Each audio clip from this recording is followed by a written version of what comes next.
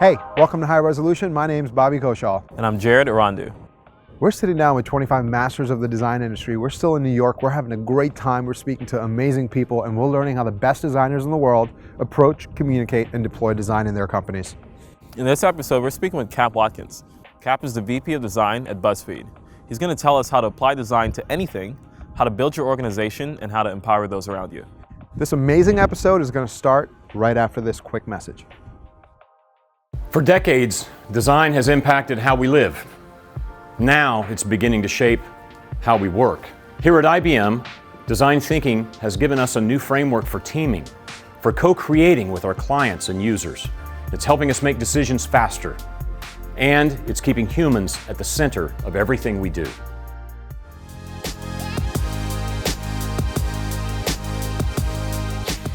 Cap, thanks for joining us. Yeah, thanks for having me. All right, so first question. What's one thing about design that's clear to you that you don't feel is as clear to other people? I think that the simplest way to say it maybe is I don't think we're as important as we think we are. I think like design, I've been thinking about this a long time. Like when I first started in design, I think a lot of designers were having to do a lot of work inside their companies to make design like heard and have like a seat at the table and to be a discipline that wasn't just about like making something look a certain way, but to be part of defining how something worked. I think that was when I started, it was 10 years ago. I remember listening to all these podcasts from different like design leaders at the time about like the struggle of that. Like how do you get people to buy into design? And I don't feel like we've ever lost that chip, like that idea that like we need this, like we need to be special, we need to like, it needs to be more than what we are. But I feel like in most cases we've kind of accomplished what we set out to accomplish, right? And I feel like now we're at a place where we actually need to come back towards the other disciplines, like bring people with us, like bring engineering with us, bring product with us, bring like these other like business with us. Into those conversations where almost like we started to push them away, like push them off the table a little bit. And I don't know that I feel great about that, that we've done that.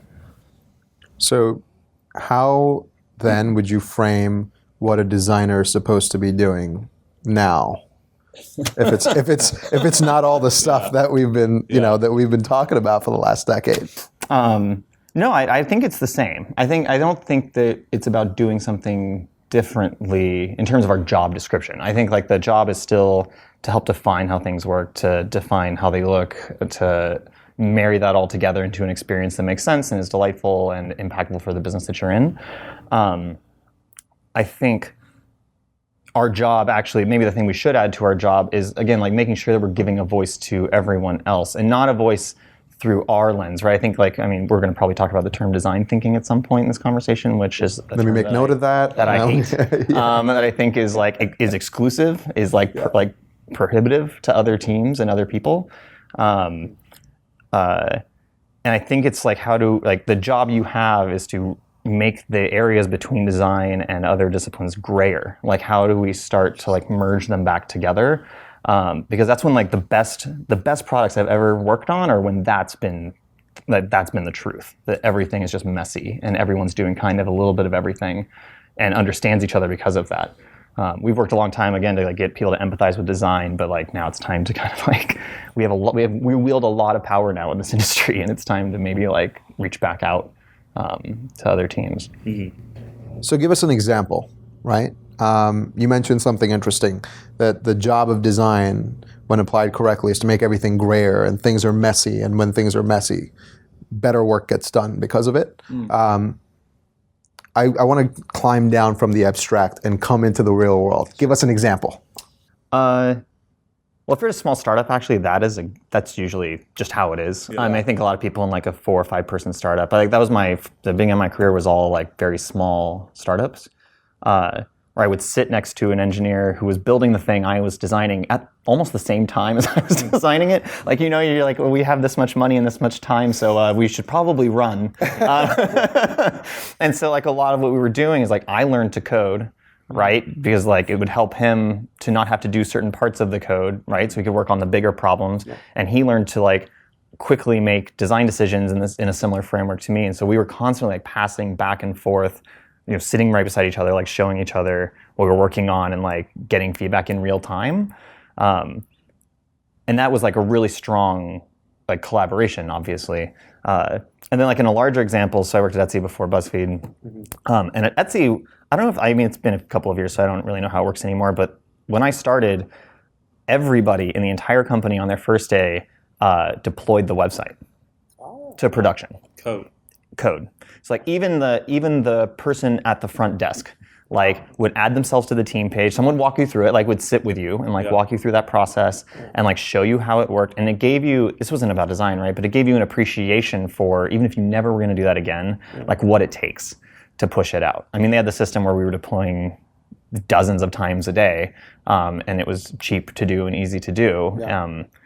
But that was also, what was really interesting about that is the reason it was so easy is because like that was one of the metrics that engineering used, was like, can a designer deploy this? Can anybody deploy this? Because they knew that we would want to and would need to. And so I wound up like deploying code at Etsy all the time, and it was pretty awesome and really empowering.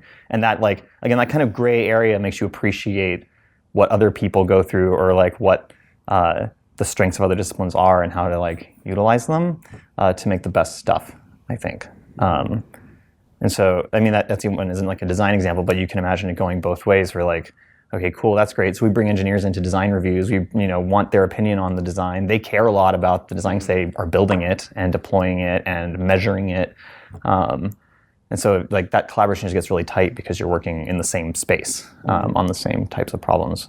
And when you use the word messy, is it because the roles aren't so defined that the structure is rigid and that it's more fluid as the problem evolves? Well, what's interesting is like I think there's a difference between like specialty and like and execution of that specialty. I think like everyone respected each other's domain expertise. Right? Like I respect the domain expertise of our data analyst, right? To know way more than I do about how to look at that data. They look at it all the time. I may ask them like questions and like challenge assumptions that they're making, right? But at the end of the day, like they are the domain expert and I trust them. Or an engineer, right, who's building something and they're telling me like, oh, this is really hard. We may have a very long conversation about why it's hard and are there easier ways we could do this? And I'm going to disagree. But at the end of the day, like their domain expertise is why we're having that conversation in the first place. And so product designers at Etsy and at Buzzfeed, which we'll talk about later, like are defined. I think like people know what their job is. But actually, I can't speak for other disciplines, but at Etsy, like, and now here, like the job descriptions for product designers include product and engineering elements to like kind of force that issue. So designers do write code at Etsy. They touch code and like they do think about product stuff. It's like a thing we measure like your talent, like your professional growth by. Like, do you think about product things in a product-y way? Do you think about data? Do you think about how things are built? And so you kind of bake that into the role description. So how does this gray area kind of organization thing play into the hot topic of design thinking? the term I hate the most. Well, what's funny about design thinking is I think we made it up as a way to... we gave it a brand. We branded it. Yeah. This is designers brand things. So we branded it. I hadn't thought about that. But that's totally true. So we branded this thing and we took ownership of something that everyone does and just like, and we're like, oh, you're doing design thinking. And they're like, no, but I always do this. I'm an engineer. It's a creative pursuit. Like, it's how I work. Yeah. Like I go through an exploratory phase, I go through a definition phase, I go through like I go through a pull request, which is kind of shaping, like refining the thing, and then I measure the result. Like I go through design phases. And we do that organization, like everyone in every department, like in every company ever has design thinking in it. It's just they'd never branded it. It's just how people work. Yeah. And sometimes I think the lens of a designer on other disciplines is useful. I think like there's something about, and I don't mean this in design thinking way, I kind of mean this in just like the disciplinary way. And like thinking from a user's perspective is really useful for people. For other people in other departments, or like to help highlight a problem or highlight why something's important. Yeah. And I think instilling that is really useful. I don't know that I would call it design thinking necessarily. It's more like thinking about the end user at all. And no matter if that's an employee that works here, if you're in HR, or if it's like the other engineers have to look at your pull request, or if it's about your team, or if it's about the person using your product, right? I think and again, a lot of teams do, a lot of HR departments, that's all they're concerned with is the end user, right? They think about that all the time, and they just don't have, they've never like branded it or described it in that way. So the work environment, it sounds like we're describing, is a company where design thinking, we take out the word design, we're just thinking that way. There is a process about how you discover problems, identify solutions, execute, and measure, right? Designers are now moving into a messy environment where they are learning the skills of their counterparts and hopefully getting the same the other way around, right? And that sounds really interesting to me. What I'm curious about now is, there's many people who say that design can be applied to anything, right? But very few who talk about what that actually looks like within a company then. So I'm really curious to hear how you think about that seemingly very abstract concept, especially within a company like Buzzfeed. Applying design to other disciplines and like problems. Yeah, you spoke about HR, for example, right? Like caring about the end user. Like I'm curious about other examples. Sure. So I don't know. We'll probably get into this later now, but I also I work across a lot of different. I'm not just working in design here. I work in the IT team, so I manage the IT team, which is one team that I work with, and then I also do a lot of kind of HR type things for the tech organization at large here at Buzzfeed. So most recently, we just had our annual review process company wide, but I was tasked with figuring out for the tech department what that process should even look like. What are the questions we should ask?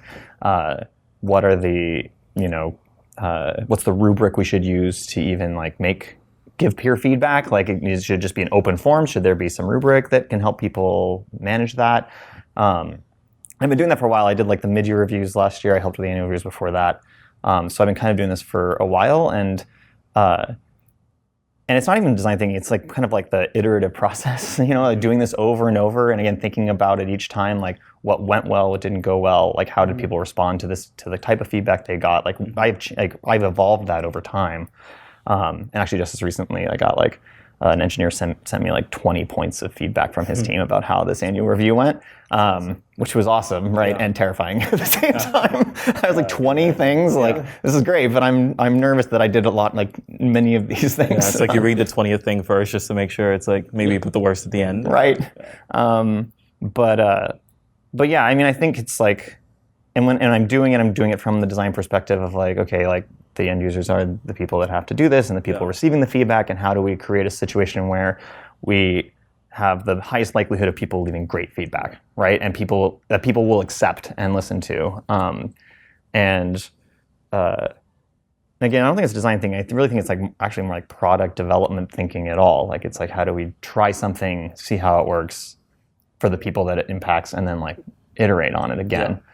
Which again, I think is how many departments work, and just happens to be how I've applied it for this sort of thing. Did you guys land on a specific part of, or a specific process in the review, in the mid-year and the annual review that wasn't obvious up front, and that now maybe other people can use as well? Yeah, so that happens pretty frequently. Okay.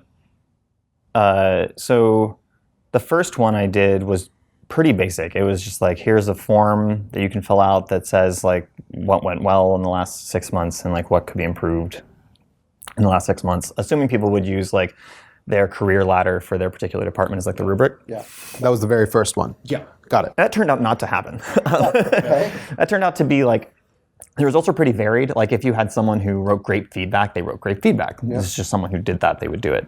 And a lot of the reviews were came out kind of shallow, or didn't have enough detail, or weren't specific, and so I was thinking about that problem. And the other nice thing about working here particularly is I can the designers are my guinea pigs. I can do whatever I want to them, and they and so we try things sometimes. Nice. And so we try voluntary, I hope. Yeah. Most of the Guinea time. pigs normally That's what they think. Yeah. Well, it's they know that the point is for them to give me feedback about it, right? Because then that's the it's an easy way to try something without impacting 200 people or 1,000 people. And so we wrote up product design leadership principles. This is something that I'd seen at Amazon that I actually felt was really useful in terms of a rubric for they have these, you can see them online, there's a leadership principles list that they have, used company-wide, and that's what you use for reviews at Amazon. You pick a couple for each person that you're peer reviewing and for yourself, and so we tried it. We wrote our own principles, we looked at a bunch of different companies and kind of put together what we thought represented us on the design team for leadership, not design skill. And we used that, and it seemed to actually result in really strong feedback. Because it gave people something to latch onto to say okay, this is the thing. I can write examples of why this is the thing. And I'm not trying to conjure up a category. This is categorical. So we tried that, and it worked really well. And then it was oh, we should apply this to the tech team. That seems useful. Because what started happening was the engineering org found out about this document, and I got pinged by the VP of engineering, and he was hey, can I just copy this and find and replace design with engineering? Right. And I was well, if you're going to do that, we should just make these tech-wide, right? Yeah. So worked with the leadership team, and we adjusted some of the principles to make more sense, and added a couple that I hadn't thought of, right? We kind of iterated on this document. And we used it for the mid-years, and we used it again for the annuals, and we're probably, it's still it's a living document. We need to work on it even more than it was before, but I would say overall the type of feedback we've gotten is better than it's ever been. So it's been really interesting to see that. When I started here, I used design a lot to try out ideas, and then if they worked, to spread them if they were spreadable, or people were open to them, and that's been working really well. Can we? You wrote I forget the name of the article, but you actually wrote an article about the power structure or the organizational structure, where you start at the CEO, orders go down, and you flip the pyramid around, and you created not a power structure but a support structure, right? Now, granted, people can go out and read about it, but I wanted to talk about it a little bit. Can you give us the gist of what you were trying to get, or what you were trying to relay with flipping the power pyramid? Sure. So I think the typical way managers think about, the typical managers I've had in the past, which is the opposite of everything I've ever tried to do as a manager, have thought about their job as there's power in that job, right? There's and I think it's not crazy. It's I still kind of perceive, I look at our CEO and I'm wow, that person wields power, right? Has power to change things, to say things and things happen. It never really goes away. It's not untrue that's what happens. But I think it's really useful for managers specifically, and leadership in general, to think about it upside down. To think about themselves as there are times where I have something I want to happen, and I want to work with people to make it happen, and that's what we do. But that's not my primary mode. The primary job is actually to create a scenario where you're supporting the people that are actually at the top doing the work, actually executing on everything. Because especially as you grow and scale, that band gets wider than the leadership structure. Do you know what I mean? The amount of knowledge is so much bigger in that layer, right? In that level of work. There are a lot of times I find myself saying to a designer, they're showing me some work and a couple of directions, and we're talking about it. I'm look, you know this better than I do. I don't actually I can give you an opinion, a semi-informed opinion, but really this isn't a brand question. This isn't you know this better than I do, so you should just make a call. What do you think is best? I can maybe give you some advice. Are people prepared for that when you because that's not normal, right? So when you is it not? No, it's not. Terrifying. It's yeah. I mean, it's they're asking you because they're I'm used to you making this call. Yeah. Do they get terrified around you? Where you just tell them to make the call, or you go figure it out? No, I sometimes. I think they're startled sometimes. Mm-hmm. There's a moment where they know what they think, but they haven't said what they think, and they're kind of and then they'll tell you what they actually think. We still even today kind of battle that a little bit. And it's not because of the power structure. I don't think it's just getting designers to feel confident enough to make a call for themselves, or even if it wasn't a call, even if it was just here's my opinion. It's just something with like any creative pursuit, I think like people building confidence in their own opinions is something we're always going to work on. But a lot of time we do find ourselves like someone will present a bunch of stuff. It's actually happened this week. And my first question isn't about the design. It's like, well, what do you think, person who did this? Like, why do you think that option 3 is the best? Tell us why. Let's talk about it. Because then it helps us like focus the conversation and onto what they actually want to know. Is your ideal work environment then that people around you that report to you but still work with you, obviously, that they just make decisions? Is that like the ideal setup?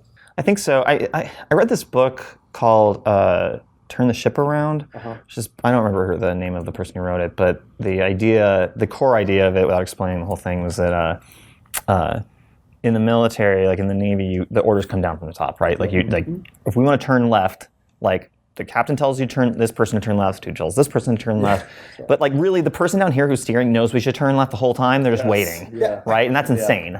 It's like I can see the iceberg. Right. You know how slow that is? Like, yeah, right, exactly. See the iceberg, but let's just like hang on, I gotta wait. Am I gonna get that? I guess we'll run into it. But if you're talking about speed and you want to move quickly, and like especially digital stuff, like if we can change this stuff all the time, we can experiment with things, we can run an experiment, see what the results are, and make changes based on that. So I think we're in a position to not worry as much about it. But what I want ideally is just to be informed.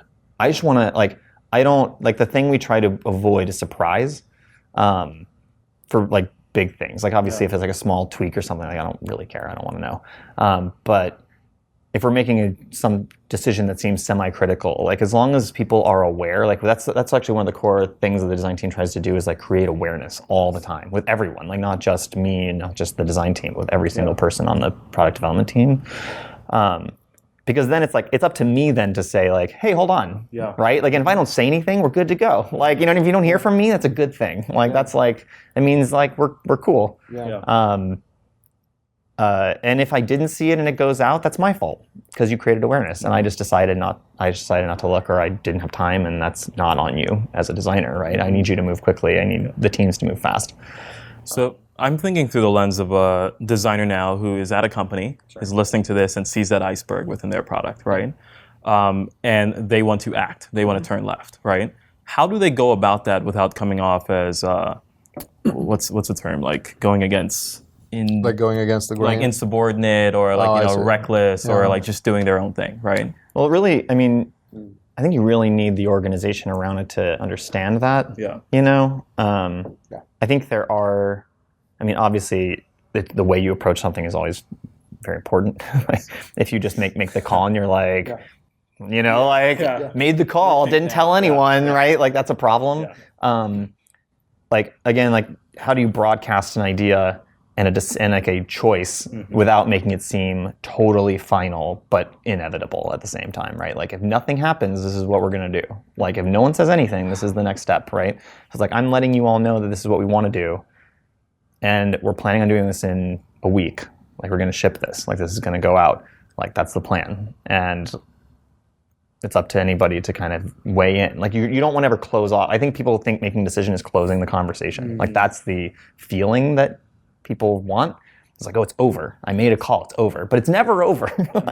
like, you know, like there have been times like the day before, like someone's going like, hey, hold on. Did you think about this important thing that no one thought about? And like, we have to stop and like reconsider. There's no end. And so thinking about time and your work is a fluid, like a spectrum, and like a fluid spectrum is like is probably the way to communicate, you know, about it without pissing people off too much. So in that sense, the designer who's recognizing this supposed iceberg has to present the outcomes, potential outcomes, right? And maybe someone raises their hand and says, that's not in fact an iceberg, that's an opportunity. Or these are two things to consider before you actually steer left. Or maybe we should actually steer right. Right. And it's also up to the not just the designer, but their team too, to like figure out who are the people who would know the most. Right? Who are like, if there is somebody, there are also times where you broadcast something, but you also should have like directly asked, like gone to somebody for their opinion, you know, like whereas like, oh, this person actually is a domain expert in this thing we're doing.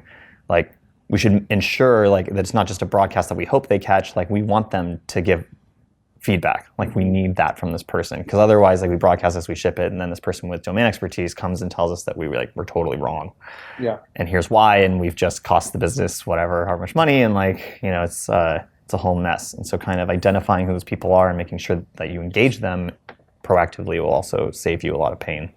So it's not looking at this process as red tape. It's informed decisiveness. You want to make sure that you can make decisions, make sure you're informed when you make them. Don't be a rebel. That's the gist of it. Right. People look at stakeholders as deciders, but they're not. It's all collaboration. It's like, who are my collaborators? Like, who knows the most, right? Like, who am I going to get the opinion from? As a manager, do you feel the sense of responsibility that your people's happiness is your problem, or is it their problem? It's both of our problems. I think there's only so much that I can do to make someone like happy with the job that they're doing or the team that they're on. Like there's responsibility all over the place, right? There's responsibility to the people they work with. There's a responsibility to the person who's on the team to frame things for themselves in a way that is healthy and constructive. I think I am here to help maybe reframe things, or to point them in a direction, or to give them advice on how to think about a problem that they're having, whether it's interpersonal or with the product or the process or whatever. But like, it should be rare that I am like reaching in to like touch like a team to like, oh, this isn't working. Like I'm gonna reach in and do something myself. Like means something's horribly wrong. Like that, like this is not working. And I think I can think back to in my career to times where like I wish someone would have done something, but really I should have done it. Like I should have like just owned the way I was feeling and like tried to fit and like figured it out, or like tried to work it out without feeling it was someone else's problem. So I do feel responsible to a certain degree. Like I feel like I need to create an environment where people feel like they can be transparent about how they're feeling, so we can help them. Right. But at the end of the day, like again, like I can't force someone to think a certain way or feel a certain way. I can only try to create the situation that they will be most successful in, and that's kind of it. So creating that environment where the team feels like they can be transparent, sometimes that coincides with feeling vulnerable. Mm-hmm. So how can leaders help make their teams feel protected? Yeah. I think protected might be the wrong way to look at it. It's mostly about just like, being able to be vulnerable is like the real part of it, and it's not about being protected from the outcome of being vulnerable, right? Because like that's also like just not healthy. Like you need to like, there's going to be impact sometimes from decisions we make or feelings we have. Something I do a lot is I try to talk to my team or like in one-on-ones or whatever about the problems I'm having. Okay. Not to lay it on them. I'm not asking them for help, but like to kind of like admit that like I also have difficulty. Like there are, or I'm wrong. Like I try to tell people when I'm wrong. Like I think that that's something that is really important. Like when I first got to Buzzfeed, I wanted to make a lot of changes, right? Like I had this team I didn't set up with processes I didn't have anything to do with, and like there were certain parts of those things I wanted to start experimenting with and changing, and that's hard and scary, right, for people, and disruptive and painful. There are like so many things, and especially if it's a bad change, because like there's so many times, right, that you get into a situation where someone changes something for the worse, and then they just like hold on to it, and like you're stuck as a designer in this like with this change that really sucks, and you can't do anything about it because the person in charge won't recognize it. And so with each of the changes I made, I was very careful with the whole team to be like, look, we're just going to try this. And if it totally blows up in our face and it doesn't work, I need you to tell me, because we will stop. Like I have no ego about the process we have or like the tools we're using. Like I just want to have like something healthy that you all feel is productive. And we're going to try some stuff. And we've changed a lot of things based on that feedback. Like they are very open. I think we've created a situation where we're very open about the things that are working and things that aren't working.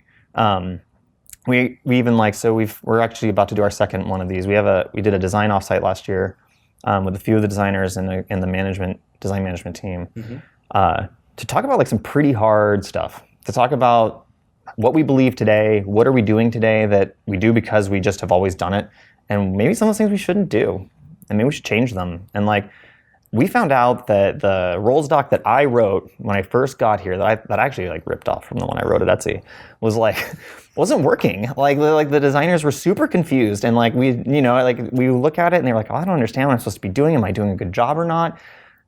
And like I think the fact that they can say that, they all knew I wrote it, right? It was no confusion like that I had done that. But for them to be able to say that to me and trust that, I mean, we went and rewrote the whole thing. I mean, we spent the next like 12 weeks rewriting the whole thing, rolling out a draft to the design team, asking them for their feedback, making sure it was clear, and we're probably going to adjust it again, right? And like trying to create that situation by admitting the possibility of being wrong and the desire to not like I don't care about being right. I just want it to be the best it can be, right? And so I think that actually creates vulnerability for me, which actually lets them, I think, like be more vulnerable to us, because they know there's no consequence for being vulnerable. Yeah, and they also feel like an author is part of the process, right? Right. Speaking of authors, I mean, you write a lot. You like that segue? It took me a second. So you studied creative writing, is that right? Yeah. How do you use that day to day outside of writing on your blog, which is I read all the time, I love. And then I'm very curious if you teach your team principles that they can bring into work every day through expressing themselves. Forget writing, I mean, in any way, expressing themselves. Sure. So I'm a manager, so I write all the time. That's basically my job now. I like every day I start with like I'm writing Google Docs or something. Like I'm always like it's like everybody, like all the designers have sketched, and like I'm like I probably just need Google Docs. Like if Google Docs went away, I'd be very upset. Like that's like the whole thing. So I'm like my job is communication, right? Like that's like the if you boil the whole thing down, like it's not design. My job's not design. My job's not like any of these things I'm doing. It's just like the core of it is just like is communication, like communicating to people and helping them do the same. So I do that all the time. I write a lot internally. As far as the design team's concerned, so we do the same thing at Etsy. We use Basecamp here to document the design process. The designers like document their whole project in Basecamp, which requires a lot of writing.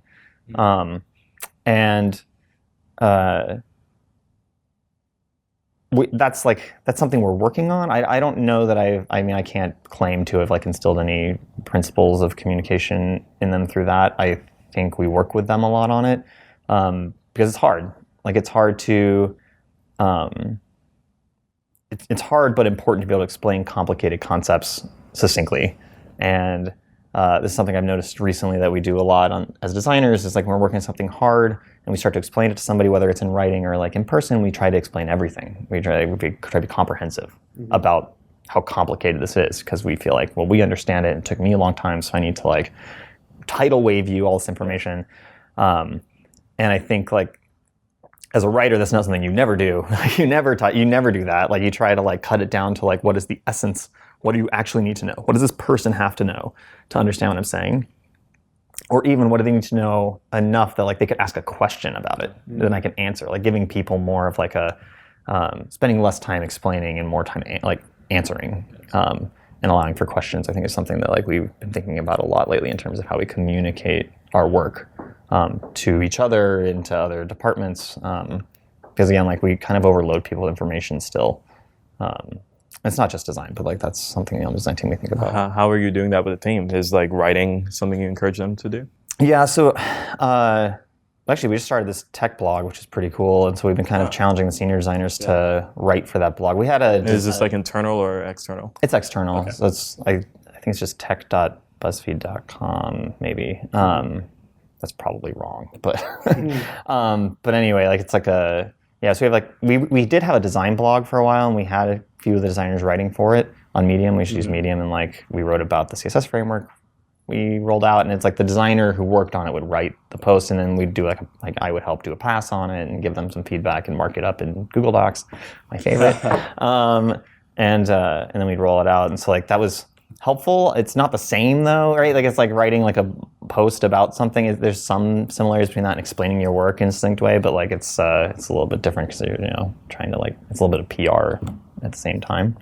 The Basecamp thing we're still working out how to help people with that, whether that's like just forcing a framework that's simple like that's something that's like constraints are good, like creating those constraints to like really just like, this is it, this is all you should be writing. And like over time kind of loosen that as people get comfortable with that and it becomes a habit. But I think that's just something we're always working against. I mean, we're going to hire more people. We're going to have to, it's like everybody's different skill sets and we're going to have to work on that all the time. So. For decades, design has impacted how we live. Now it's beginning to shape how we work. Here at IBM, design thinking has given us a new framework for teaming, for co-creating with our clients and users. It's helping us make decisions faster, and it's keeping humans at the center of everything we do. Of course, we're inspired by our design program, which is over 60 years old.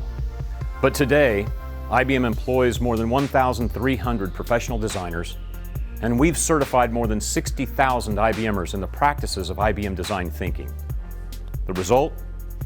Diverse teams working more closely than ever with our clients, their users, and our partners to create modern solutions that provide differentiated, human-centered outcomes to the world.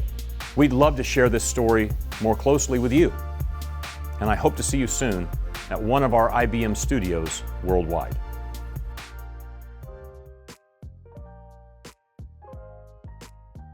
We'd also like to thank our friends at InVision for their support. InVision is the world's leading product design platform, powering the future of digital design through their understanding of the importance of collaboration. They're used by some of the most innovative companies in the world, like Facebook, Capital One, Netflix, and Airbnb. I work with remote teams all the time, and I found that keeping a healthy dialogue is really important. Without it, building strong work relationships gets a lot harder, and that leads to poor collaboration. I've also found that prototypes are a great way for me to show my full vision for a design, and this helps cut down a lot of back and forth. InVision makes all of this really easy. You can rapidly prototype your designs and collaborate across every stage of your project, taking your ideas from concept to code. It simplifies virtually every aspect of the design workflow and makes collaboration a core part of the process for everyone, from project managers to designers, developers, and writers. Teams that build digital products are at a serious advantage when they use InVision's suite of prototyping and collaboration tools. It's the best way to get everyone on board. Visit InVisionApp.com/high-resolution for 3 months free. So earlier you spoke about the fact that you also run the IT team here, right? And you've been here 2 years? 2 years. And how far into the 2 years did you start working with IT? About a year, so I've been managing them since January, I think, or December of like the last 12, 13 months ago, maybe. Yeah. So the thing that we're most curious about is how do you split your time? Because as a VP of design, the last thing I thought about was like IT, right? But it's actually pretty awesome. Like you spoke about what that relationship looks like. So yeah, like what does a day look like or a week look like for Cap? Depends on the week. A lot of Google Docs. Yeah. It's kind of insane. I would say right now. There's multiple problems right now where I'm actually, one of my design managers is doing a 6-week like residency off the team in editorial, and she's making doing editorial work for 6 weeks. So I'm managing her designers temporarily for like another couple weeks till she gets back. Please come back, Sabrina. But yeah, so right now it's completely insane. But in general, I mean, the nice thing is like both on design and on IT, like the managers on those teams are pretty strong. And so like, I lean on them a lot to kind of own the teams, which as a manager, when I was just a design manager, was like what I actually really wanted to happen. I wanted to own the team, right? I wanted to like with the other design managers, like have kind of like be able to put the vision forth and set the goals. And so I think like, I'm a lot more of like a connector and a guiding voice for them. And I attend the manager meetings. So we have a design manager meeting each week and an IT manager meeting each week. We have team-wide meetings, right, that I go to. So all of IT and then like all of design meetings. So like I go to those and talk to them. I have a lot of one-on-ones, right now with all the managers, but also with some of the designers that I try to keep in touch with. I obviously am part of like the tech leadership team, so I have those meetings where we talk about the whole tech team and how that's working. And that's kind of how my week looks. What did the leaders see in you that they said, let's give the design guy this IT stuff? And by the way, I'm picturing that's exactly how that meeting went. Let's just put the design guy in charge of IT. This is great. Well, it wasn't that far off. So what had happened was we had done so we do employee engagement surveys. I don't know if a lot of people are probably familiar with this, but what happens is you send a survey out to the whole company, kind of gauging how people are feeling about the company's strategy, like the communication within the company, like about their own jobs, their team, their management, like how things are going, right? And then we break that down by department. We can kind of get an overview of how like design feels within tech or how tech feels overall. We can kind of see what the trends are.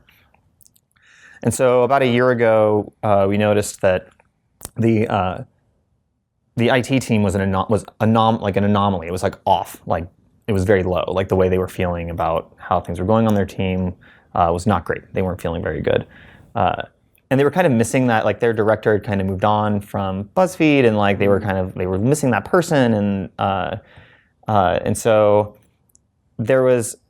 I don't remember exactly how it went down, but like someone had mentioned it in the leadership meeting that like, because I think it was very clear by that point that I really care about organizational things and I care about people, and I'd had some success with the design team and kind of like again, that was a team that felt pretty broken and a year in was feeling a lot like more stable and strong and healthy. I think there was some trust there that was something I was good at or cared about. And I remember getting a direct message from my boss who runs Dow, and she runs all of technology. She's like the one who oversees all of the department. It's like 11 o'clock at night, and she like messaged me on Slack. I wasn't even online. It's like on my phone, and she said like, "Hey, like, were you serious the other day about managing the IT team?" And I was like, "I never said that." There's someone else that said that I should do that. I think that's called Inception. Yeah, she's planted that in your mind. Yeah. Did I say it? Yeah, even now I'm questioning myself. Like, did I do that? Exactly. And so I talked to her about it. I was like, well, I want to talk about it. Like, I was only a year into the design team, right? I was still like, I had a lot of work to do still. I was like, look, I really care about. I mean, I knew the people on the IT team. We're not a huge org, right, in tech, and so I knew them. I knew some of them personally. I liked them a lot. I cared about them as people. I wanted them to feel good. And I was like, well, look, like if I can help, like as long as it's temporary, I'm totally happy to like work on this. For like, we're going to be hiring somebody, right, to do this job. So like, no problem, right? I'll do it for a few months. And now it's been over a year, and so that's how that went down. And so it's been actually really cool. I like design stuff, but I also really like, it's obvious I really like management things. Mm-hmm. And I was really curious to see like, is managing a different discipline? Mm-hmm. What are the differences and what are the similarities? And that's been really interesting to find out like what the like how common it is, and then also like the ways that it kind of isn't. What were those things, the differences and the similarities? Well, the commonalities are kind of like every team needs the same stuff, like at the baseline. Like there's there's like Maslow's hierarchy of need, whereas the baseline is like food and shelter. Like every team needs food and shelter. There's no other. If you don't do that, nothing else matters. It's like that one department that doesn't get lunch. Right. It's like we need lunch. We need lunch. Yeah. We should have some. Yeah, we should do something about this hunger problem in the department. And so, and those things are all the same. They're like communication, transparency, like. Managers who are thinking about the team's happiness, right? Like all these knowing if you're doing a good job or not. That's like such a weird thing, but like everyone needs to know. Everyone needs to have some sense like I'm doing my job, I'm doing it well. Like you need to be able to like not have to get verified from something that you're doing a good job or not. You should just know. So there were things like, role documentation that didn't exist. So like we should do that so that people can read it and know these are things I'm supposed to do. Great, I did them. Like this feels good. Regular one-on-ones with your manager weren't happening, right? And so like now the managers are having weekly one-on-ones with all the people that report to them. Like team goals, like how does your team collaborate with each other? Like these are all things that like the design team needed, IT team needs, engineering needs, HR, and everyone needs these things to be good in order to do anything, to execute at even the most like basic level, right? To get just to a foundational level of execution.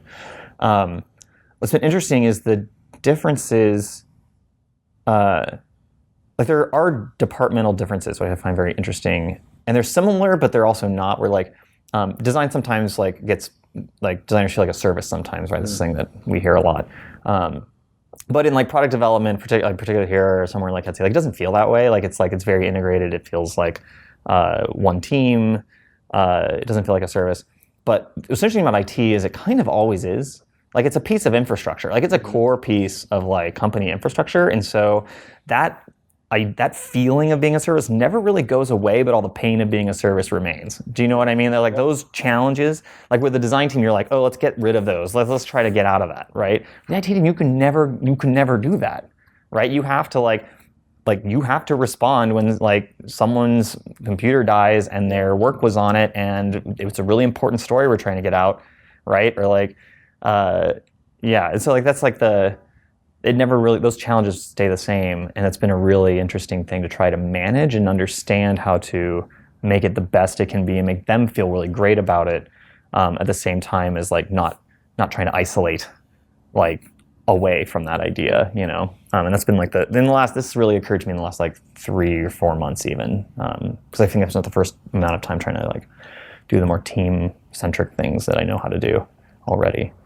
So given the breadth of management experience you've had at BuzzFeed and the amount of work you've done with different kinds of people, if you were sitting across from 2 people at this table right now, us 2, assume one of us is a direct report and the other one of us is a manager, what would you want to tell the manager about the direct report that they should know to do a better job in their manager role? And what would you tell the direct report about the manager to make them do a better job at being a direct report?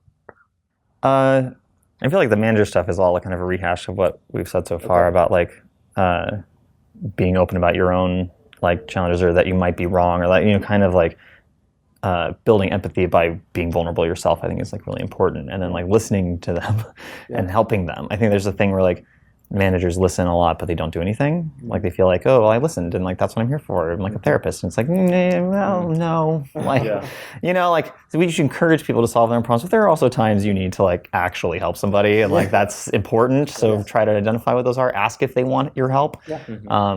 Like I end every one-on-one with like, do you need anything from me right now? Is there anything I can do to help you?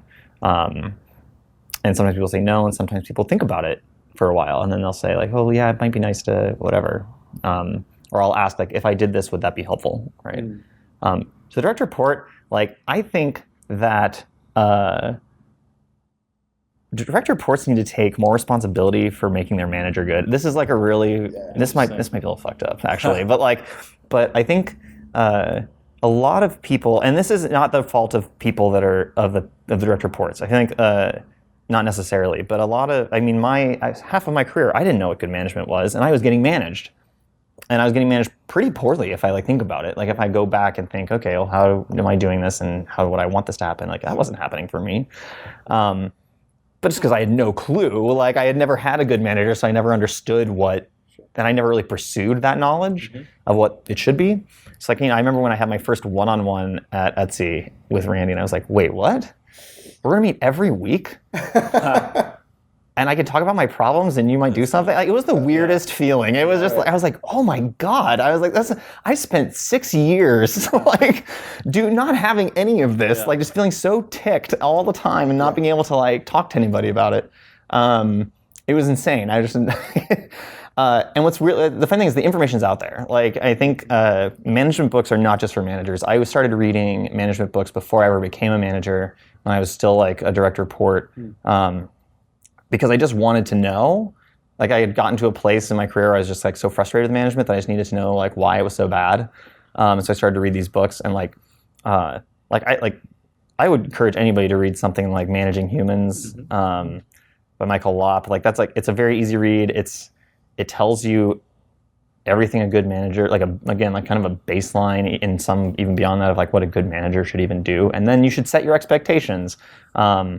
Like there are still times with my own manager today that I ask for things that I know I need. Like I need this thing, I need this from you. Like I need this direction from you. I need you to tell me this thing.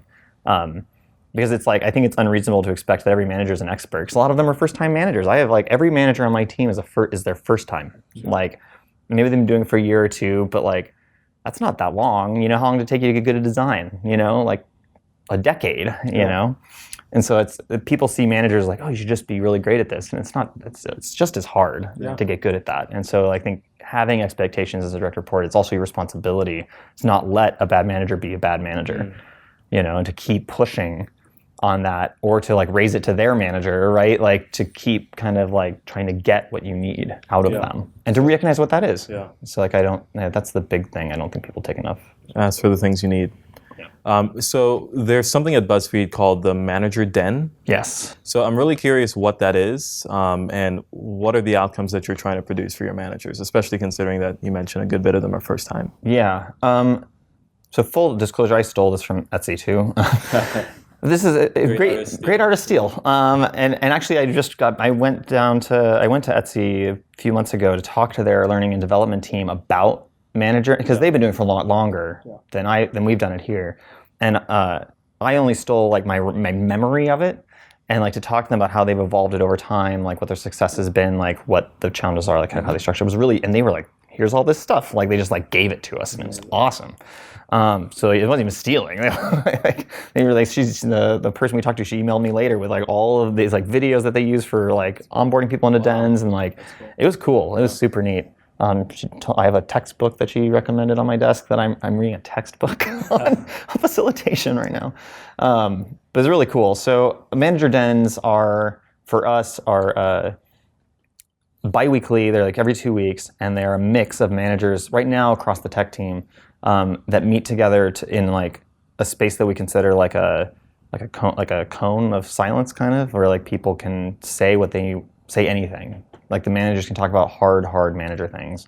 It's like you have a design review, you have a design critique, and people can get vulnerable in that critique. Ideally, you can give each other feedback. You can like talk about how hard the project is in that design critique. And like managers don't have that. Like managers don't have that outlet. They have their manager, and that's kind of it.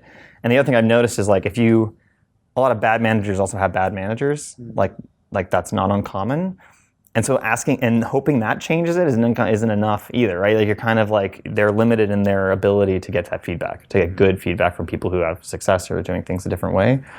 And so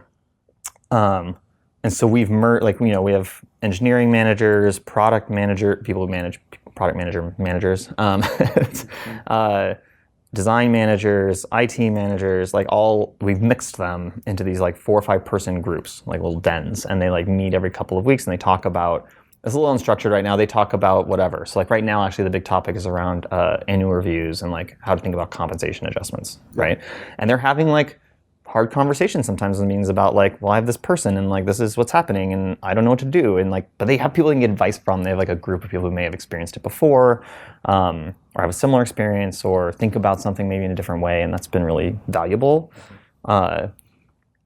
We talked about, so we're retooling them right now to be better, and we're going to include another department. We're going to start including some editorial managers very soon, and the person I work with is on Amy and I. We were like, oh, we should pause the dens for like 3 or 4 weeks so we can like really focus on retooling this thing. And we suggested it to the people in the dens, and they were like, no, like we are not stopping. They were like, don't pause this. Like they were like really like, Don't touch this. Yeah, they were really like, wait, don't do this. This is super valuable right now. And like, so we just were like, okay, keep going. Like it's fine. Yeah. But yeah, so that's been really awesome to give managers a place to talk to each other and to learn from each other. And I'm really excited about the editorial thing. I think that's going to be like even more eye-opening for everybody about other challenges from other departments even. It's going to be really cool. So it sounds like BuzzFeed has a really strong culture of empowerment and just education, right? Yeah. Especially around roles. Yeah. So I'm really curious what your stance is, or not even stance, just how you think about hiring from the outside versus promoting from within.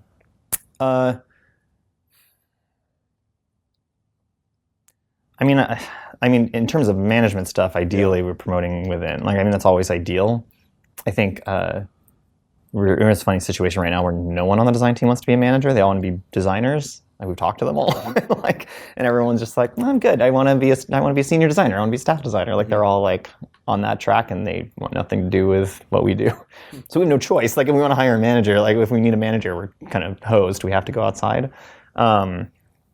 But ideally, like, yeah, I mean, it would be great to be able to cultivate that internally, because it's just like, I remember when I got to Etsy, I came into Etsy from the outside as a design manager. I like came in as a manager, And at the same time, 2 of the designers were promoted to design manager. We were the first 3 design managers at Etsy, like that had ever existed outside of Randy. And those the 2 people, Kim and Jay, the other 2 design managers, had been there for a while. Like they'd been there for a year or 2. Jay for a little bit longer. So they had a lot of trust already built up. Like designers already knew who they were. They knew their work. They knew how they interacted with each other. And so what we wound up doing was like I took on no designers when I started, and they split the team in half. Because like that was just like it was so much more effective that way. Like no one had to like go like who's this person? Like they knew who they were, and so over time I wound up like I did a little design work for a while, built up some trust, like started to build out, started to hire people for my team and like for the teams I was on, and eventually like was managing people. But yeah, I mean it's always better that way because they already know who they are, and there's no fear. It's a built-up rapport and everything there. Yeah. You mentioned that in the design team right now, there were a lot of people who wanted to just take the route of, you mentioned staff designer, senior product designer, which is awesome. And I think there's an underlying question there, which is, how do you see the progression of a designer's career? Because there are many companies where, for a designer, they think that in order to move up, they have to become a manager, right? But And in they reality, probably do actually, like that at that company. Yeah, but in reality, there is another route that someone can take, right? But it's not really defined and established. Right. So I'm really curious to hear how you think about it and what you're doing here at Buzzfeed to actually allow someone to say, I don't want to be a manager, I want to be something else. Right. Yeah, there are a lot of people who become managers because they think they have to, and then they're terrible at it. Yeah. Like that. This is a very common tale where you take your most talented designer or talented engineer and you make them a manager, and all of a sudden all your productivity goes away, and people are pissed because they have a bad manager. It's like everything goes wrong simultaneously, and the manager's frustrated because they can't write code and like or do the design work, and like it's just all a huge mess, and it's because you didn't create that structure. So the way the design team is leveled is that the manager and design tracks are parallelized. So they don't stack. They're not like on top of each other. If that makes sense, a lot of places are like, it's stacked where it's like senior designer, creative director, whatever, it goes up this thing. For us, it's like, product designer, senior designer, staff designer, principal designer. We haven't defined future roles because they exist, but we don't have anybody that's knocking on the doors of those. So we haven't taken the time to make them real. But then the staff designer role is equivalent to the entry-level manager role. So like that's like design manager with 4 or 5 people reporting to them, like that's the same level as staff designer. And then like a principal designer would be a senior manager and so on up the thing. And actually like the designer levels go up to, I'm trying to remember, I think they go up to to my level. Like there's the potential, like that track. It's not principal is your level? No, it keeps going beyond that. Like there's like principal would be the equivalent of like a director level. Gotcha. Interesting. And is this level like compensation, power? Sorry, not power. Like Power. Power. Influence or like I mean it's skill and influence like on both tracks, right? Again, we haven't really defined anything past it. The staff designer roles no one's in that right now. We have a few senior designers who are working on the staff role. And I mean, as you go up in either track, like things become more broad and nebulous and more about leadership and like identification of problems and solutions to problems, like more than it is about the like actual design work. So at a certain point, like if you're a senior designer, like you can keep getting better as a designer, over time, but it's like pretty good. We trust you with almost anything. Like give you a project. Like that's not what I'm worried about. It's like are you saying like, oh, we don't have design principles for our visual design system? Like maybe we should do that's what we want that level of designer to do that the managers are doing now but shouldn't be doing.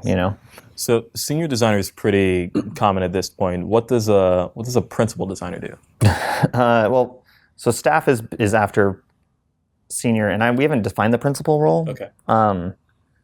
I mean, I would imagine it's more cross-departmental influence where you're working directly with other departments to identify their needs to ahead of time or to deeply understand that department. So someone who works on tools for our business team, right, on that team, a principal designer in that role would know the entire business, every piece of it would would always be in communication with that, like would, you know what I mean? It's like, it's more, again, it's that gray area thing that I think becomes more important. It's super important in my role to know as much about everything as possible, right? Because I need to be able to make those like mental connections when they come up. And it's a similar thing, I think, for designers, where like that understanding of the business and of like the departments that you work with is like, just has to get deeper over time, as well as your influence on the design team, right, at large. So Cap, we reached out to our community and we asked them to tell us what's on their mind and what they want to know about the most. So we have 5 questions that we want to get through with you, all right? Okay, so here's the first question. How do you explain the role of design to people at Buzzfeed? I don't. Is one thing maybe. It's like I said, I talk about the mess of it. I think I haven't run into anybody that doesn't understand the core kind of function of a designer, like the kind of like, oh, they work on, I've seen wireframes from this person maybe, and I've seen, like, they see artifacts and they kind of understand that like kind of like code that we make some artifacts that go into a process that we work on together and come out with something. But I don't know that I ever really feel the need to like have to make them understand, like, unless, again, like the engineers understand very deeply without anybody explaining to them, because they work with designers all the time, and the designers bring with them based on sorry.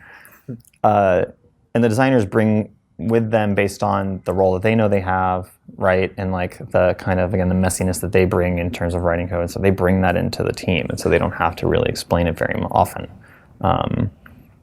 So I don't know. I don't know. I don't know how to answer that question. Haven't ever had to really do that.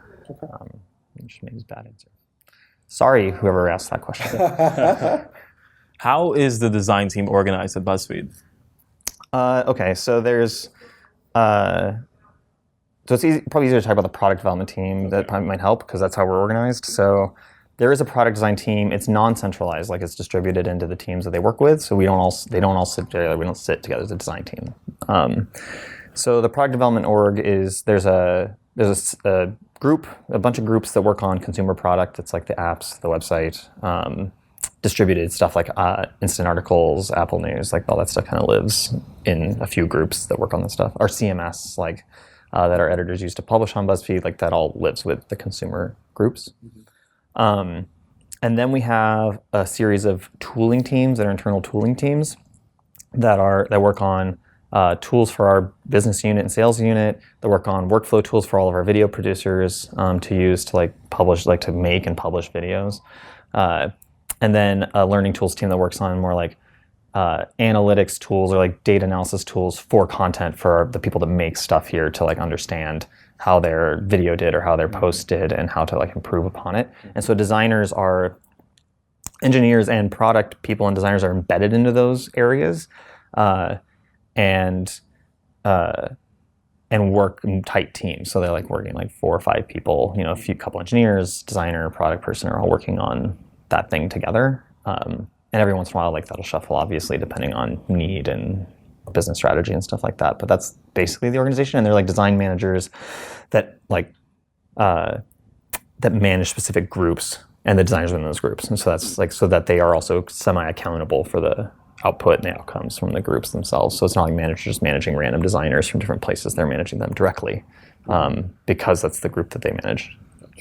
I want you to put yourself in the shoe of someone who might be the only designer in their business. Been there. There we go. How do you convince the leadership in that business of the value of design? So there's a couple things. I feel like the first thing to know is if you got hired as a designer, they must value something. They must value it in some way. I think it's mostly about, again, like their perception of what you do maybe might be different than what your perception is of what you do. Although, like, you should bring that up maybe in the interview process. Oh, okay. You know, it's like I don't think I've ever been blindsided by. I mean, I've worked at 3 different startups as the only designer in all 3 of them, and I don't think at any point was I ever like, man, like they don't understand what I'm doing here. Like they all definitely knew what they were hiring me for. We talked about it in the interview process. They even, like, and a couple of them even taught me some stuff that I should be doing that I didn't know I should be doing. And so, like, you should be vetting that ahead of time. but then trust that like if you got hired, they value you because they did it. They're paying you. Maybe they heard they need a designer, so they hired you. But then, like, they are paying you to be there, so they want to get the most value out of you. So I think it's about like proving that what you have to bring to it is valuable to the business. So, How do you measure and present design results at Buzzfeed? yeah, so we don't measure design results. We measure product result, like product outcome. So like we do a lot of A/B testing. So I'm product managing the A/B testing like tooling team, and so like I've been doing that for like about a year. And so we have tooling that lets people run A/B tests pretty simply on Buzzfeed on all the consumer products. So we measure that, right? Because like we've done great, what I think is great design work that performs extremely poorly. And we've done design work I think is just kind of okay that performs pretty well. Like, I mean, it's kind of like, and at the end of the day, I'm not here to make design successful. We're all here for Buzzfeed to be successful, right? We're here to make the business successful. And if we're making calls based on our ego or based on our discipline, like that's probably not a good idea. And then on the tooling teams, those teams are very hyper connected. All of their like users are internal. They're all here, right? They're all in the building, or they're all in an office in LA or in the UK, and so they're in tight like communication with those teams, and they are working on those tools, like testing those tools with those teams, like giving them early looks at things to play with them, and like give them some feedback, and like that's like kind of like user happiness and like of using those tools is like kind of what they're measuring in sort of an unofficial way. I'm hiring a user researcher this year that I want to work on like making that a little more measured for those teams, because I think that would be really useful for them to not be kind of guessing about where they're at with that. But yeah, so like design success isn't like a metric. It's more about the output of like engineering and design and product, and what is the result of that. So we can end with this last one. As the function of design continues to evolve, what are some roles and methodologies that you think will emerge over the next 5 years? I think design will be a lot more invisible over time. This is something I've been thinking about a lot lately. I mean, you look at stuff like Alexa or Google Home, and these are just like the first things. Like someone's designing those systems. I know some of those designers, and like you'll never see. It's not visual. You'll never see it. It's a system. Like there's a system design happening that like the design thing is extremely useful. Like someone thinking about that experience and what the flow is of like, if someone says this kind of thing, how do we respond, and like what's the track of that? Yeah. That's something I think a lot of designers don't know how to do. First of all, like that deep system thinking is something that just like a lot of companies don't make you do. Like I don't know that we do much of that here at Buzzfeed outside of the internal tooling stuff that gets really insane sometimes. But like the consumer products are like, it's not a super complicated like system problem. You know what I mean? Like it's not that deep like root problem that we're solving. And so those are going to be really interesting jobs. I mean, like that will only grow. It will only become more complex and require more designers to think about it longer, and I don't even know what methodologies we can bring to that. There's probably methodologies we haven't thought of that we're using old methodologies to try to solve these problems with. AR is going to be really weird. I'm like pretty pumped everybody's up for VR. Like I'm an AR guy. I'm an AR guy too. Yeah. That's good. I like VR. It's cool. Like it's fun. If I can watch a movie or play video games, that's neat. But like augment. Yeah. But I want to just that word. Yeah. Like I would love to you can imagine like having no screen, no computer screen, and just like doing all of your work. Yeah. And, like that's going to be a whole other thing. Like I don't need, again, like completely different methodologies, thinking about things a completely different way. So that's the thing I'm really excited about right now. Wow. Well, thanks so much. Yeah, thanks a lot.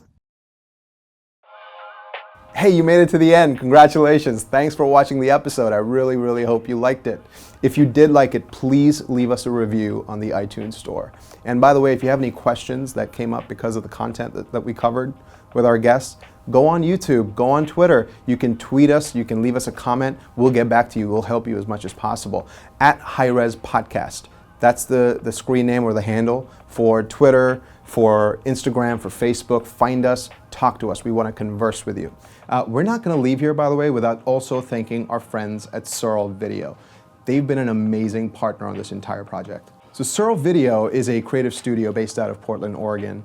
They've helped creative communities tell stories for over 10 years. They've done advertisements, behind the scene footage, and documentaries for companies like Google, Slack, XOXO Festival, Adobe, Intel. They're incredible. They've traveled with us through the entire country documenting these stories with our guests.